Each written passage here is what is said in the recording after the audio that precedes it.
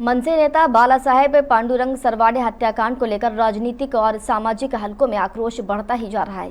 मृतक की पत्नी वंदना बालासाहेब सरवाड़े ने शिवसेना नेता सुषमा अंधारे से मुलाकात कर हत्या के साजिशकर्ताओं पर कड़ी कार्रवाई की मांग की है। वंदना सरवाड़े ने आरोप लगाया कि इस हत्याकांड में अब तक सभी दोषियों के खिलाफ कार्रवाई नहीं की गई है।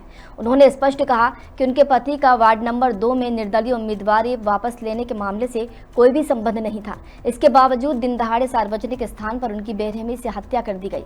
इस मामले में कुल 17 आरोपी बताए जा रहे हैं, जिनमें से 15 को गिरफ्तार किया जा चुका है। हालांकि विधायक विजय कुमार देशमुख और उनकी करीबी डॉक्टर किरण देशमुख के खिलाफ अब तक मामला दर्ज न होने को लेकर सरवाड़े परिवार में नाराजगी जताई है। सरवाड़े परिवार ने मांग की है कि हत्या की साजिश रचने वालों के खिलाफ तत्काल मामला दर्ज कर निष्पक्ष जांच की जाए।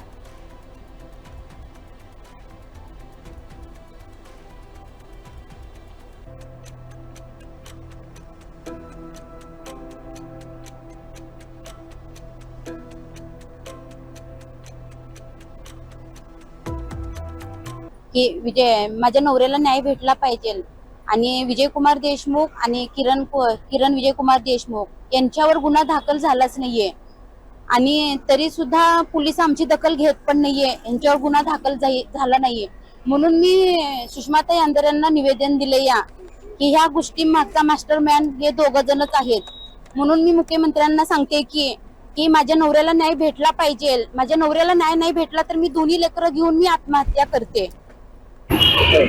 निवडणुकीच्या शेवटच्या दिवशी जो सोलापुरात प्रभाग क्रमांक 2 मध्ये जो मर्डर झाला, बाळासाहेब सरवदे आमच्या मनसेचे विद्यार्थी शहराध्यक्ष, त्यांच्या खुनाच्या कटामाग जो ज्यांनी कट रचला होता ते या उत्तरचे विधानसभेचे आमदार विजयकुमार देशमुख आणि त्यांचे सुपुत्र नगरसेवक किरण देशमुख यांना त्यांनी गुन्ह्यात सहआरोपी करावं किंवा त्यांच्यावर आरोप दाखल करावा। कारण फिर्यादी सांगतोय की त्याच्या मागे ती आहेत। मी तुम्हाला ह्यातून एक सांगतोय की उत्तर प्रदेशमध्ये जे एक जजमेंट आहे सुप्रीम कोर्टातलं, त्या अनुषंगाने जो फिर्यादी बोलतो त्याचा जबाब घेऊन पुरवणी जबाब घ्यावा।